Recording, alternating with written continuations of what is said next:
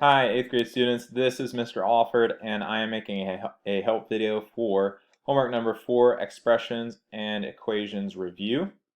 This is the second help video. This video is going over the most commonly made mistakes. Problem 1. Which expression is equal to 12 to the power of 4 to the power of negative 2? I have just two pieces of advice for this problem. One, you might want to use a calculator, and two, if that still doesn't help you get this problem, I would go back and watch help video number 1. Uh, problem 1 was supposed to be a pretty simple problem, but a lot of you missed it. Okay, problem 2. What is, and if you look closely, I know this is super blurry. You know what? Let me just do this. Let me do, okay.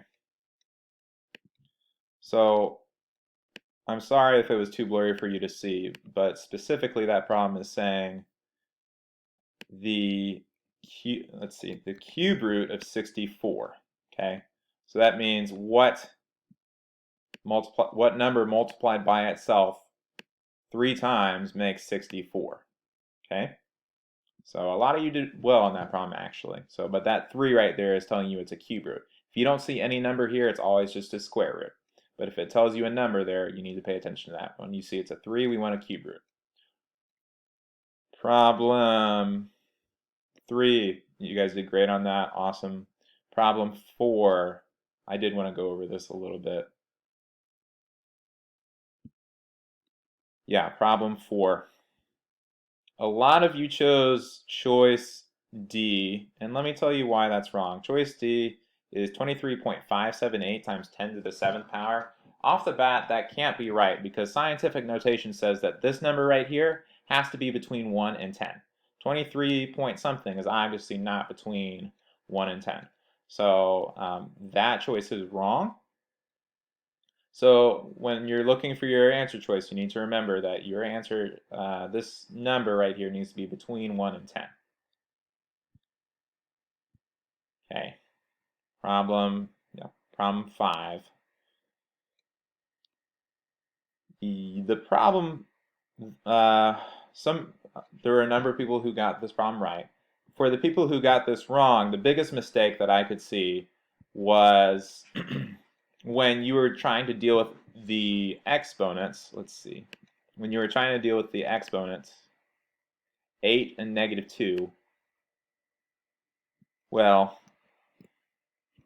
you correctly, or as far as I could tell, you were trying to do 8 minus negative 2. Let me back up.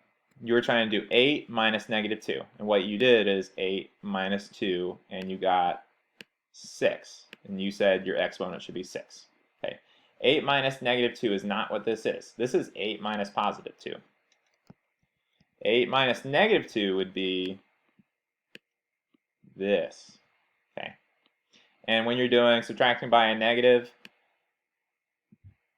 you just change those into a plus sign. So now we have 8 plus 2, which equals 10. So your exponent should be 10 there. There you go.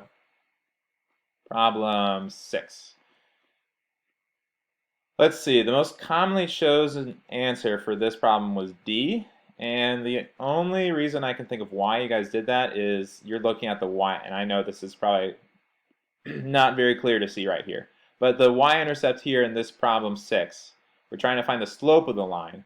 But I think you guys were looking at the y-intercept maybe. The y-intercept, where this line hits the y-axis, the y-intercept is 3. But that's not the slope. The slope for this problem would be, we want to find the rise over the run. So just pay attention to the rise over the run. How far does the line go up? How far does the line go to the right? Problem 7. Nadia has a savings account that earns interest at a rate of 2.75 every week. Which graph shows Nadia's earning over time?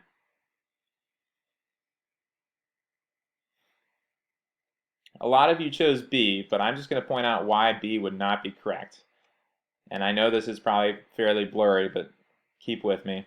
So in this example right here, this graph, as this graph is going up, let's see, it starts here at 0, 0, this point here is 1, 1, and this point is 2, 2. So for this graph right here, the savings is we have a slope of 1 over 1. Okay, we go up 1 and right 1. We go up 1 and right 1. We go up 1 and right 1. This is choice B, just to make you aware. So again, this line is going up 1 and right 1, which means that when that means the savings is increasing by $1 and the number of weeks is increasing by 1. That means the savings is increasing by $1 every week. $1 more for another week. $1 more for one more week. $1 more for one more week. Okay? So again, B is not the answer. I just kind of wanted to show you why. That is a rate of this graph has a rate of $1 for every 1 week. We want a graph that shows us a rate of $2.7 for every 1 week. So try again on that problem. Problem 8. I'm going to skip that one. Problem 9, a lot of you guys did well with that problem. Good job. Problem 10. This I need to talk about for a little bit.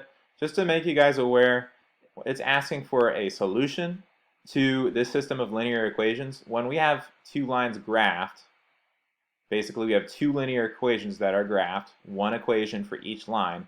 The solution to this system of linear equations is the coordinates of where these two lines meet. So we want the x value and y value of right here where these two lines meet. That is going to be our solution.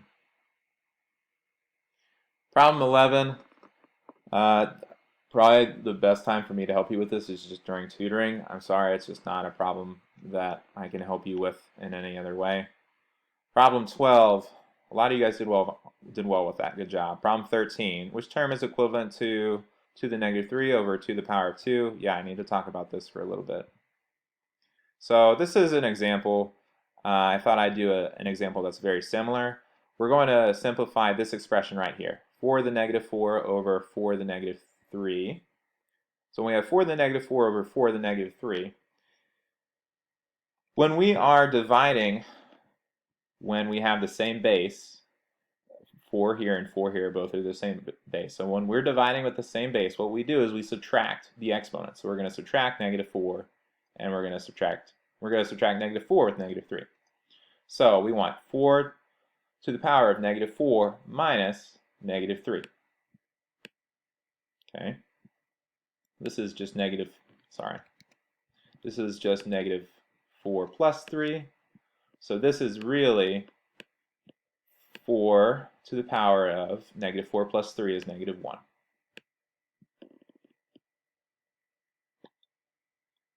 I needed to make a slightly better example. Give me a second.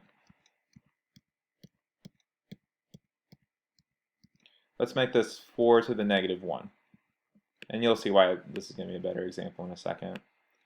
So this should be 4 to the negative 4 minus negative 1. That means minus a negative is just to add. So 4 to the negative 4 plus 1. Negative 4 plus 1 is negative 3. So this is 4 to the negative 3. So 4 to the negative 3, whenever we have a negative exponent, we went over this way early in the beginning of the school year, that means we basically have this thing. We have 1 over 4 to the positive 3. This is very close to done. We just need to simplify 4 to the power of 3. So 1 over 4 to the power of 3 is the same as 1 over 4 cubed. 4 cubed is 64. So there, this expression simplifies to 1 over 64. So there you go. That's a very similar example to problem 13. That's all the help I'll give for this video. Good luck, guys. Call or email if you need help. Also, there will be tutoring hours today.